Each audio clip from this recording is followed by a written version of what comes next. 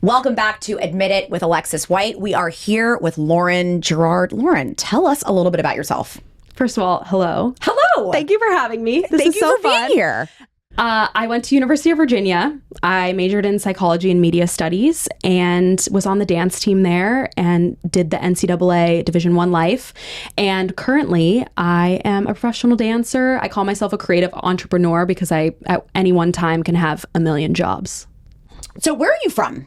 I am born and raised in Los Angeles, LA native. Wait. Yes. So am I. I'm a unicorn, actually, in my industry. There are very, very few of us. I'm not in your industry, but they're just in general. You're a dancer? I was just going to reveal this right now with you. So born and raised, let's get a little inside baseball here. Okay. What neighborhood? Where'd you go to high school? Okay, I grew up in Glendale, California. Oh my gosh, that's where I get my Botox. Okay. Oh, wonderful. And then we moved to La Cañada, which is where I went to high school at Flint Ridge Preparatory School. Very formal, Flint Ridge Prep. Very, very excellent school. Yeah, I loved my time there. I think I thrived in a very small environment. I started off at an all-girls school. I went to Westridge for 4th through 8th grade and then fun fact. Transitioned. I went to Marlboro. Oh my gosh. Okay, fellow all-girl. We are twinsies. Yeah, I had to get a real high school experience. Couldn't handle it. You needed a football team. I needed out. Yes. Which is going to come in later because we're going to talk about what the college experience was for you. You transitioned from Westridge to Flint Ridge in 9th grade. Yes. And that's where you do high school. Yes, that's where I do high school. So from age 5, I started dancing with a studio and we did competition. So I was in competitive dance from age 5 all the way through my senior year. So 5 to 18, still danced through high school on that team, also did dance team in high school. Did all the things, all the extracurriculars. So I'm very familiar with this world, partly because I have a 9-year-old niece who is now in the competitive dance world. And so anybody who's listening, watching, knows what this if you're in this world, you're just going, because it's every Instagram meme, it's every video, like, don't tell my husband that I'm adding one more dance because every dance is an additional $1,500. Yes, it's thank you, mom and dad. Thank you, mom and dad. Tournaments and the traveling and all the things. I often wonder. And I feel like it's very similar to youth sports in general, like club sports. I mean, I have 2 boys, one who plays club basketball. So the cost, the energy, the travel. What was it after 5? Okay, so you're doing like your regular classes. What draws you into the competition piece? What were you particularly talented at? So I have an older sister who also danced, and we got into dance at a very random point. My parents won a class at a school auction for a free dance class. And that's how both of us got into it. The free class that was the investment of a lifetime. Yes. Actually, you could very well put it that way. Yeah. So we both started that way, and watching her, she was very natural. She had crazy natural abilities for dance. So within a year, she was doing almost intermediate advanced things. And so she was getting asked to be put in these pieces with the company kids. And I was in the back. I'm a visual learner, so anything that my sister was doing, I was copying or repeating.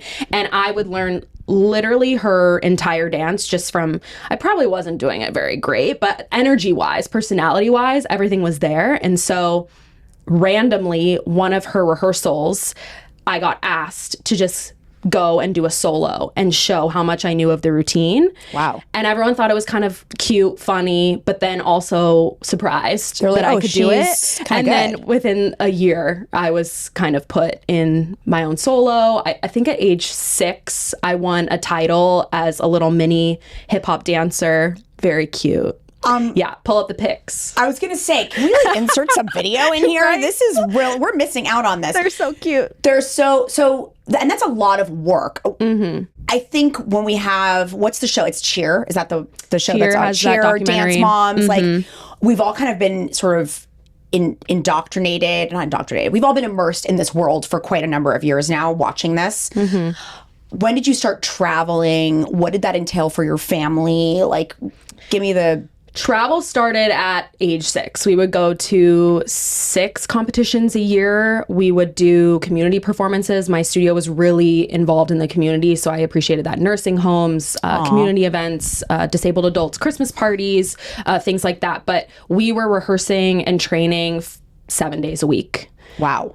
Even as a young kid. And I loved it. My parents always asked us when we were younger, it was always a check-in, like, are you still having fun? And then as we got older with school and how things got more busy, because we both were very academic as well. We were nerds and loved learning and wanted to be very serious in that. But the commitment never faltered. We almost just kept ramping it up because we loved it so much. And so that really made my days, my school days, Monday through Friday, like a start of school all the way till 9 or 10 p.m. at night, and then getting home and doing homework. And so, yeah, the travel started almost immediately, and we would travel to Vegas every year for nationals. And come to think of it, it was a lot of sacrifice by my parents. As kids, that was the only thing I wanted to do, and that's all I wanted to do and how I wanted to spend my time. So I couldn't imagine doing anything else. I mean, all my weekends too, I was spending it with my best friends who I was dancing with, and didn't think anything twice. So, and it was your community. Yes. So, and when you think back to what you may have missed, are you ever like, oh, I could have gone to that party or to that thing or to the... Sometimes I think about that, but because I had such a strong community and my second family and second parents and siblings and all these things, I would never trade that for anything, just because my relationships grew to be so strong, and getting to bond with all the people there and those experiences, winning, losing, learning through that, going to things that I really didn't want to do, training in certain styles that I didn't love, which was ballet, but I knew that it would help me get better. I even went as far as to do summer programs with American Ballet Theater. I was very far into I know this is going to help me, even though I don't love this particular part of it. Right. Like the discipline was very much there, and I think I really thrived on that. And just loved being around the people. So I didn't think I missed anything. To the love, because so many parents, and in particular in my world, you know, I'm always saying to people, whether it's a client that we're working with or it's somebody we're talking to on social or even friends of mine, it's like, does your kid really love to do this? Because just spoiler alert, you're going to hit a wall at 13, 14. Yeah, absolutely. When the social life ramps up, when the schoolwork ramps up, and your kid's going to go, I don't want to do this anymore.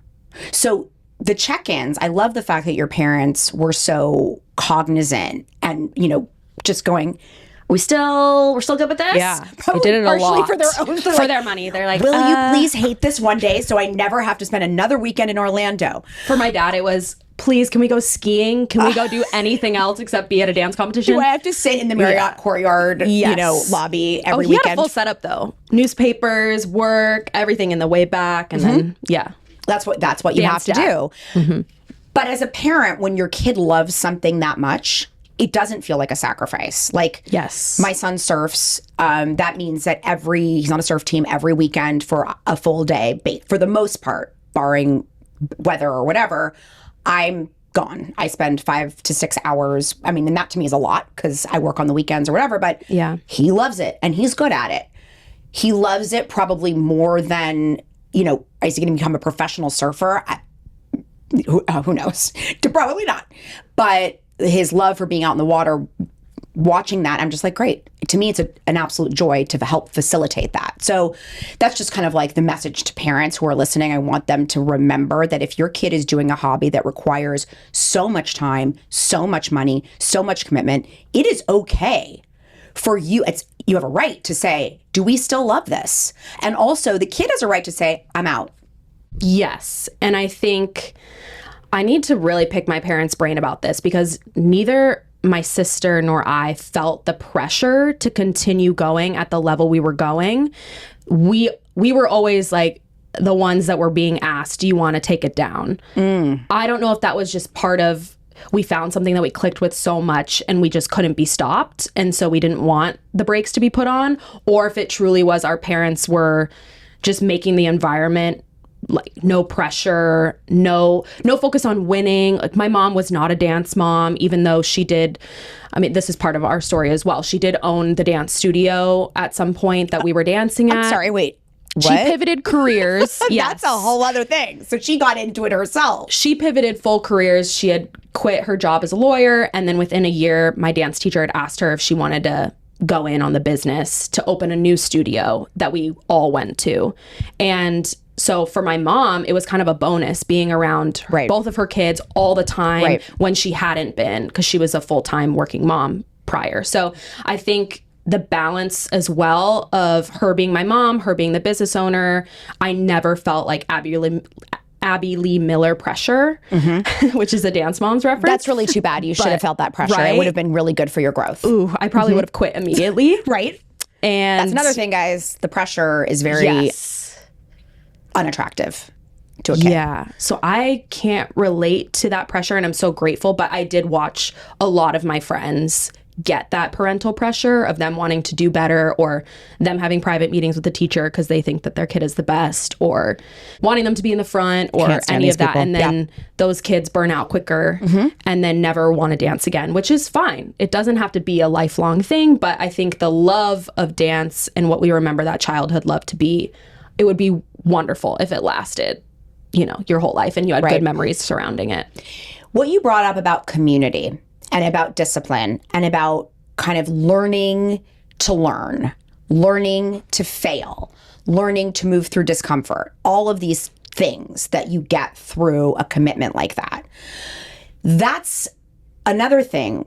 That's why we do this as parents, because our kids are learning through experience. They're having kind of, I love the fact that you said you learn by your hands. What did you say? You're a visual learner. Oh, full visual learner, yes. And that the talent of observation is, and listening and standing back is such an important thing to remember when you're dealing with people who are better at things than you are, who've been doing it longer. There's a lot of pressure in our society for kids to, and I blame, this is my thing. I blame the Kardashians and I blame Mark Zuckerberg. Those are my two people that I blame. Wow. Okay. And I'll tell you why. Let's get into it. I'll tell you why. Fame and success at a very young age that we all watched. We all grew up with them. We all, like, in some respect, then our kids, you know, then we were kind of like, well, our kids need to be like really successful. And by 23, you gotta.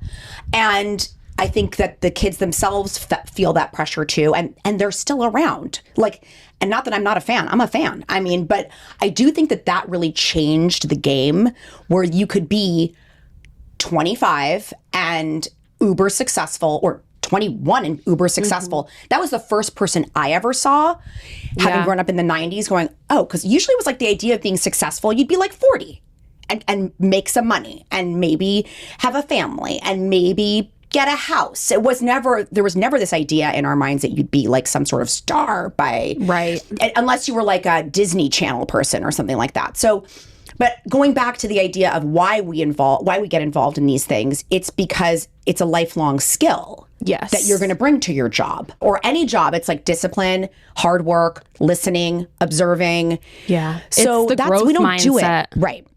We don't do it because we're necessarily going to dance in college, but you did. So I want to know all about that, because I work with a lot of kids who do cheer, dance team, are very seasoned dancers at their local studio, and they're good.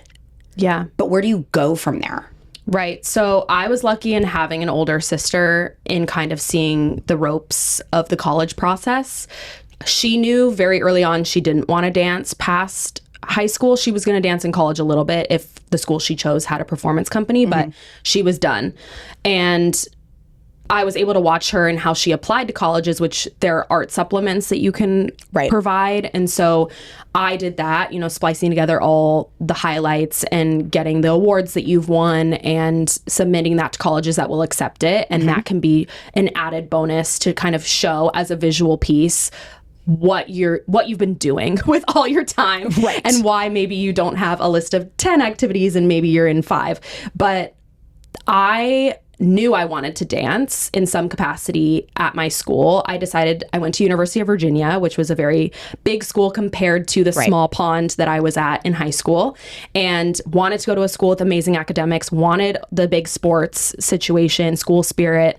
And I didn't even consider a college dance team as an option because I was so focused on academics. That was something I was also really passionate about. And so actually, my path to the Division I athletics was a little more untraditional. I started my first year of college just as a normal student and did a performance company, but watched a lot of my friends be on the dance team. I think what contributed to that also is I didn't even think about auditioning in the spring because I'm West Coast and the school was East Coast, and a lot of the kids on the team, a lot of the girls on the team were all local. And so flying out to Virginia and doing the audition just wasn't even on my mind. And so when I'm in school my freshman year and doing the normal thing and being a student, I'm watching the girls on the field, I'm watching the girls on the court, and I'm like, that I have to do that. How do I do that? That has to be me. And so I asked all the questions. I went and was like, what do I have to do to make the team, essentially? And then that spring of my freshman year, I tried out, made it. And it's very cutthroat because every year you have to try out. Oh, so even if you're on the team, you have to wow. So I actually took someone's place. Ooh, girl. Yes. So was it an upperclassman or was it? It's a little uncomfortable. Yes, but it's something where the standard just has to be upheld, and I appreciate it, but then it's also that stress before you go and audition again because you're like, oh, is a freshman going to come in and beat me out? Luckily, when you get to your senior year, we call it fourth year at UVA, so sorry if I mixed that up, but usually when you're at that point, they don't boot you off as long as you're keeping up with the physicality of things, the performance level, your academics are in good standing, all of those things. But so yeah, after auditioning the spring of my freshman year, I made the team, and it was, I feel like, just a rocket launch from there. It was the best thing that I ever could have done. I wish I had one more year to have done it. And by the way, just for our listeners, watchers, like UVA we're talking now, it's one of the most selective colleges in the country, always was, but now especially there, I think it's like 65% of the kids are from Virginia. Yes. They have in-state priority. So if you were applying from out of state, which obviously you were, you're talking about an 8% acceptance rate. It's insane. It's legit. When did you graduate from high school? 2013. Okay. So you were in that range of extremely so you were smart. I was. You were real smart. Yeah, I was very smart. Yeah, I was a little nerd. I wanted to go to a very challenging school. I took it as a challenge. Again, I think being in dance, being in school, just this inner fire in me was like, oh, it's really hard to do. Okay, I'm going to do it. Great. And yeah, that acceptance rate is no joke. I look back and I just pat my younger self on the back. Yeah. She worked really hard. She sure did. Yes. But this is, again, another thing to talk about. That fire that you had / have, because I have a feeling that's who you are, just in, all right, I've known you for 5 minutes and I already know that that's who you are. That's what you have to have. People always ask me, they're like, what do you need to, who gets into these schools? And I go, it's a you. It's relatively effortless as far as the desire. It's there. It's innate. You know exactly what you want. The challenge does not scare you. You're going to go for it, and you're going to enjoy every minute of going for it. And that's whether you're taking the highest level of rigor in terms of courses. Which I was. And it wasn't like, I'm sure you were not killing yourself to do the work. You worked hard, but it was not, I'm not saying it was easy. Yeah. But you liked it? I did. Yeah. I did. Yeah, I appreciate the hard work. That's the thing, is that when kids are taking 5 AP classes or whatever it is, and they're dying in 3 of them, and it's not fun, and they're complaining the whole time, or even forget the AP classes, on the way up there, so starting in 8th, 9th, 10th grade, taking on the more rigorous courses, I always go, like, your kid's not going to UVA. It's okay. It's okay. Yeah. I didn't go to UVA. Like, if they don't want to work that hard, and they don't love working that hard, and just piling it on, give me more, give me more, it's not for them. So did you find at UVA that you were surrounded by kind of like-minded individuals? Oh, 1,000%. Yeah. I got dropped into a very big pond of just all the smartest kids. But then at the same time, it was really inspiring because a lot of the people there were the top of the top. And I had to figure out how to stay there and get used to also not being the best again in all capacities and just relearning how to make myself proud and not focus on what everyone else was doing, because it was very overwhelming in my freshman year, just thinking, oh my gosh, what if I get a B on something? That was a crazy adjustment. I bet you did maybe get a B on something. Did. That's what happens. And thank goodness I got a B, because I don't know what kind of work I would have taken hours wise to study to get the A, because sometimes it just wasn't happening with my schedule, with all the activities I decided to do. Again, with the dance team, once that started, it was like, man, every minute was planned out. So is dance team basically the cheer team? Yes. So we are on the field at the same time that the cheer team is on the field. I don't understand. Please explain the difference. So at least at UVA, there is a dance team of about 12 girls who, anytime music comes on, this is how I explain it in the most basic way. Anytime music comes on, we're moving. We're doing choreographed things. It's happening. During half times, we're performing. We actually dance. The cheer team has all the stunts, the typical actual like vocalizing the cheers. They lead all of those. Okay. We still, as dance team, we were saying the things and singing. We have a theme song, the good old song. We would sing that on the field. Oh, do I have to have you sing that? No. Okay, cool. Thank you so much. Sorry. I'm a dancer, not a singer. And yeah, thank goodness everyone else at the same time was screaming it, so we weren't noticed. But the dance team was very focused on dance-oriented skills, and we had to know a lot. So it was a year-round commitment. As soon as you made the team in the spring, we had practices over the summer, because you had to also become accustomed to being in the weather, the hot sun, for 4 hours for a football game. This is something I would never have thought about. Yes. Like you actually have to train in the environment. So I would fly back to school 3 times a summer, or sometimes stay. And we learned 36... how do I best describe this? 10-second vignettes that all had a name, that all had a different pace. Like if you think of music beats per minute, like they all had a different pacing. Wow. And we would have to turn around, and our captains would have to recognize, which I was captain my senior year. We'd have to turn around and within 1 second recognize the beat of the band music, and then call specific ditties, which is what we called them, the little 10-second vignettes, to our team. And then we'd perform them within 8 seconds, just off memory. This is like a football play. This is like its own, this is a sport. So now I'm understanding that it's not, I understand the difference now really between the dance team and cheer. Yes. Because the cheer routines are longer, right? They're going through I don't even know, progressions. They know which tricks they're doing. They know if they're tumbling, they're doing all the flips and the things. And it's a little more lax. Like in between, they can kind of talk to each other. With dance team, it was like, oh, music turns on. We're just saying the name to each other and go. And then we're doing it 3 or 4 times. And then we're doing another one. And then we're paying attention to what the play is. Oh, it's a 4th down. Okay, we have to do this. Like it's very regimented. This is hard.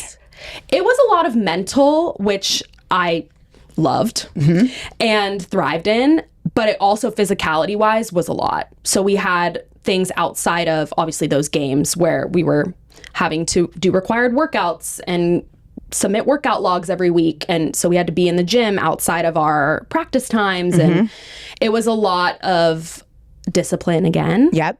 And just mentally, physically, emotionally, sometimes preparing for the games, which were, yes, we're not on the field. We're not doing we're not making the touchdowns. We're not making the baskets, but we're literally in it for the entirety of the 4 hours, the 2 hours, whatever the game is.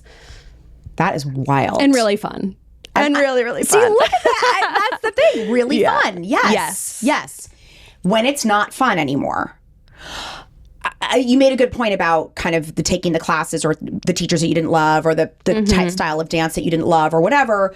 But those are kind of just those are those kind of pain points. Yes. That aren't totally in the spine of the experience, right? Yes. Like you just kind of move through those things because you know you have to do the thing that you love the most. What about like we're not having a tailgate, like all the fun stuff? We're not, dancing hungover. That's not happening. Or maybe it does. I don't know. We weren't allowed to go out the night before. We had a 12-hour rule. 24-hour.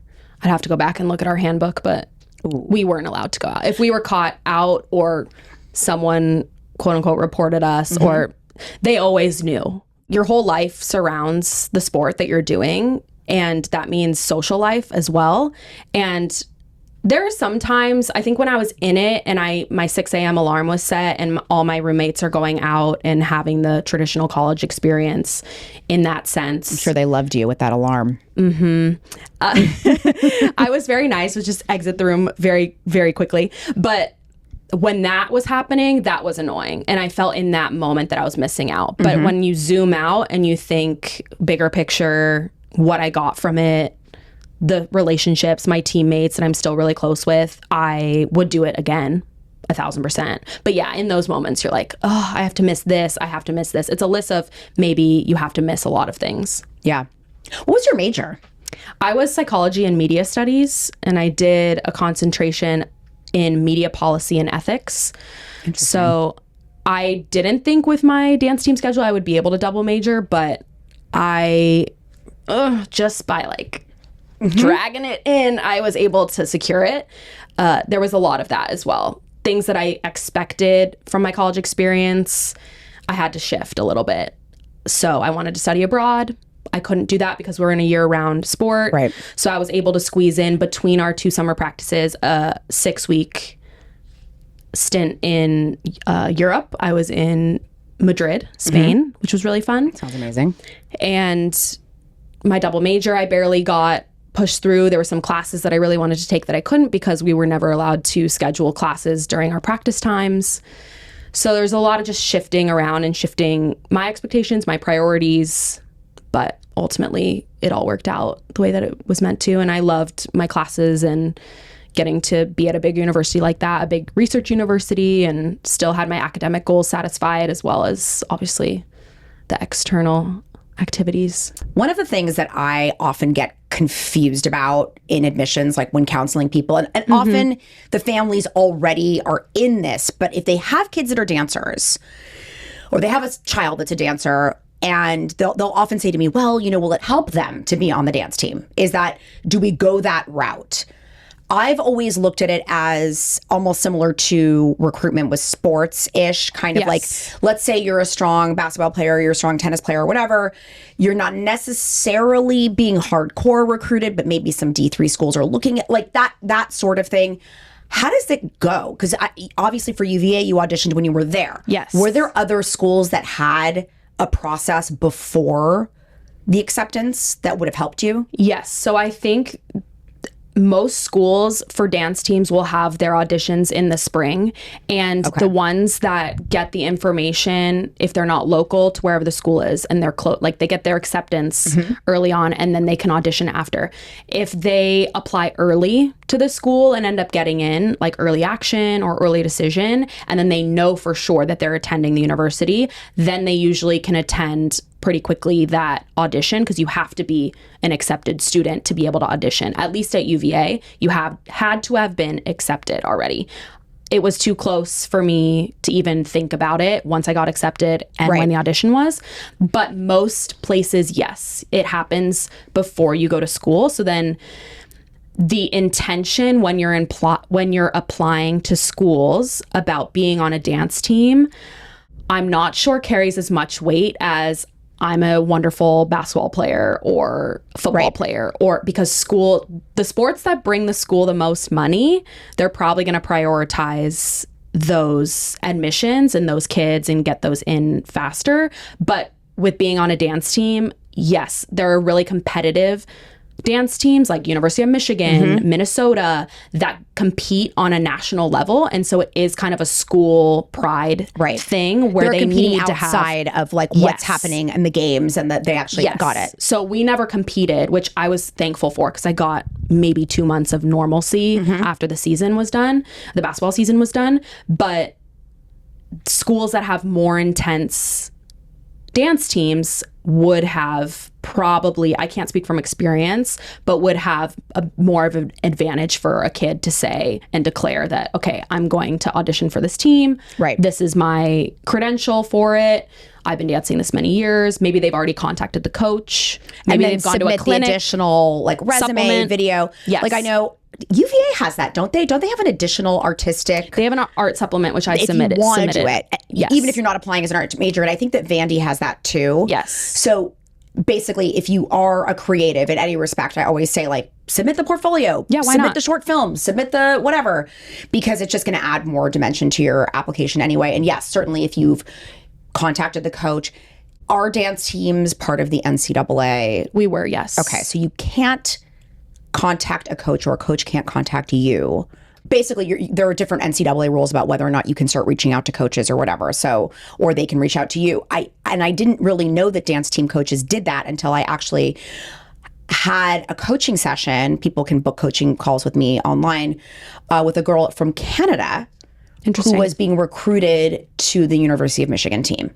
Yeah. And they wanted her application in like June before even her senior year. Yeah, they want to make sure you get admitted, that you get seen. It's so the coaches do travel and see like the nationally highest ranked high school teams. Yes, I think also from the competition world, there's a lot of, with social media, there's a lot of just knowing of who the top dancers are at certain studios.